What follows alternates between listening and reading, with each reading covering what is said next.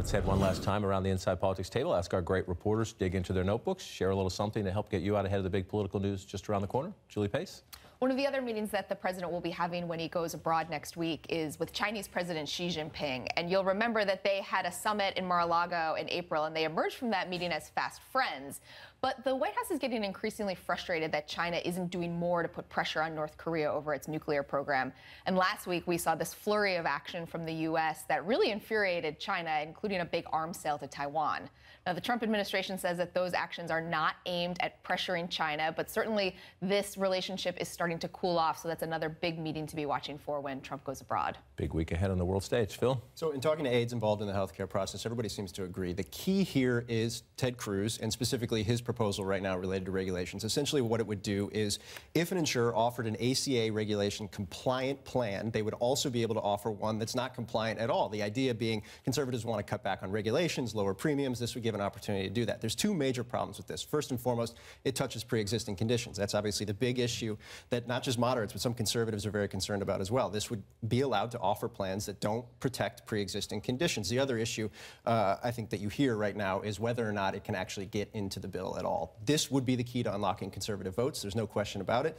Can they keep moderates on because of the pre-existing conditions issue? And more importantly, would insurance markets be stable if you essentially split off these two groups together? Those are still open questions. But Mitch McConnell's ability to thread this needle, if he can get something like this into the final bill, that might be the key to passage. Ted Cruz, inside player. The deal maker. It is amazing. The deal maker. That is breaking news. Perry? This is a big week for healthcare outside of Washington because the members are back home for town halls, except most members are not having town halls. So they're very frustrated about that. So they think they're too active, the activists are too mad, and things like this. You're going to see this week, I think, the liberal group Indivisible is talking about trying to find your member at a 4th of July parade or at the grocery store or anywhere else and make sure to get in his or her face and really say, do not vote for this healthcare bill. So I'll be curious to see how this week goes in terms of what kind of activism can you have when there aren't town halls to go to.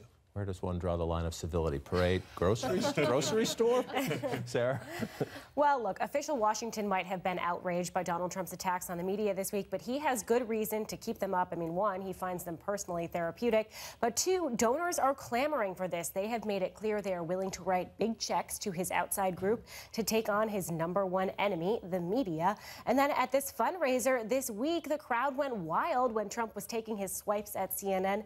They raised $10 million at that event. A lot of money early on for the president. I'll close with this. Already intense, Alabama about to become a 5-alarm fire in the Republican Party's civil war. There's a primary August 15th and the special election for the Senate seat once held by Attorney General Jeff Sessions. Polling circulated in the Republican establishment in recent days set off a panic.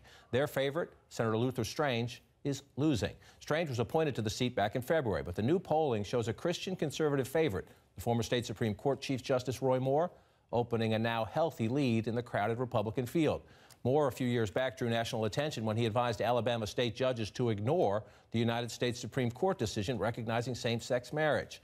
With an already tiny 52-48 Senate edge, the Majority Leader Mitch McConnell does not want another conservative firebrand in his conference and is making urgent appeals to get Strange more help as this heated primary enters the final month. That's it for Inside Politics. Again, thanks for sharing your Sunday. Hope to see you at noon Eastern during the very big week ahead. Up next, State of the Union with Jake Tapper. Have a great day.